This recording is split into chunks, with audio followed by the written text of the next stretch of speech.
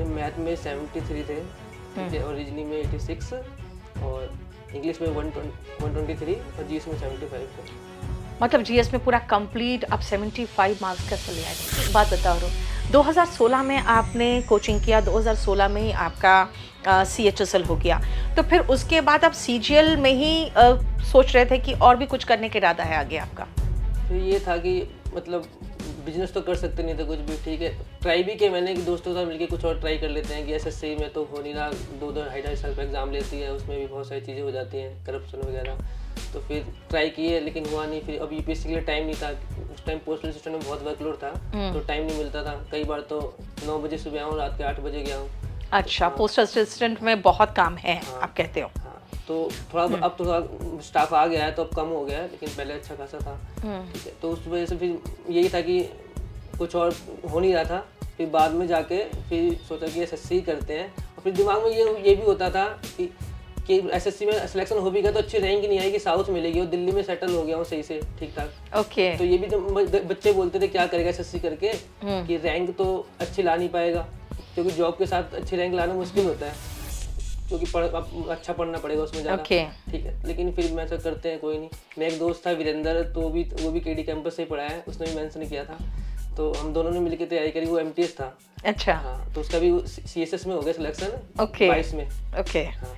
और तुम्हारा क्या में हुआ है अभी सिलेक्शन, क्या अभी में? मेरा ASO इन ME में हुआ है। Okay, fine. अच्छा, मुझे एक बात बताना, मैथ्स में कितने मार्क्स थे तुम्हारे? मेरे मैथ में 73 थे, ठीक है, और रीजनिंग में 86 और इंग्लिश में 123 और जीएस में 75 थे। मतलब जीएस में पूरा कंप्लीट आप 75 मार्क्स कैसे ले आए भाई? जीएस में मतलब अब तो एक मुझे एक्सपीरियंस भी था, ठीक है, इतने सालों से पढ़ रहे हैं, ठीक, और मतलब पेपर भी आ गया, क्योंकि जीएस में बहुत सारी चीज़ें होती हैं, और मतलब मेरे लाइक पेपर भी आ गया, जो मैं पढ़ रखा था उस तरह से भी आ गया, और मैंने चीज़ें थोड़ा कंप्रिहेंसिव वे में करी थी हर एक सब्जेक्ट को।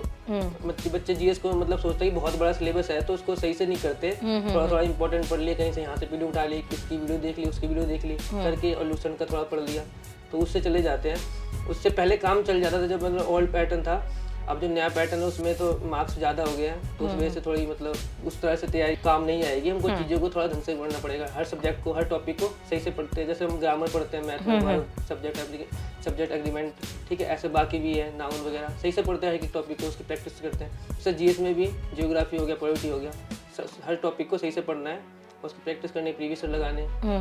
मैंने भी सारे टॉपिक पढ़ लिए, फिर उसके जो प्रीवियस ईयर क्वेश्चन थे, मैंने कोई बुक भी नहीं ली थी, मैं जो RB की PDF वगैरह डालते हैं, इधर उधर मिल जाती है, RB सर PDF डालते हैं, तो उसी से करता था मैं, उन्हीं PDF से फ़ोन में खोल लिया और देख रहा हूँ कि यहाँ SSC का पैटर्न क्या है, नया कुछ नए क्वेश्चन सारे, उस टॉपिक को पूरा पढ़ लिया दोबारा में। ओके, तो इस तरह से कॉम्प्रिहेंसिव तरीके से आप जीएस पढ़ के जीएस को बहुत अच्छे से कवर कर सकते हो। हालांकि हम लोग यहाँ पे KD कैंपस में सारे सब्जेक्ट्स को बहुत डिटेल में पढ़ाते हैं, चाहे वो फिजिक्स हो, केमिस्ट्री हो, बायो हो, इकोनॉमिक्स हो, हिस्ट्री, ज्योग्राफी, पॉलिटी, सब कुछ बहुत डिटेल में पढ़ाते हैं। तो आगे अब SSC तो हो गया, अब आगे का क्या इरादा है, क्या सोचा है? आगे तो अभी बहुत ज़्यादा नहीं सोचा, मतलब अभी एज कितनी तुम्हारी? अभी 29 एज है। 29 है, तो अभी 3 साल तो है हाथ में सिविल सर्विसेज के लिए। अब तो डिपार्टमेंट में ज्वाइन करके देखे हैं कि मतलब वहाँ पे टाइम मिलता है नहीं मिलता। ओके।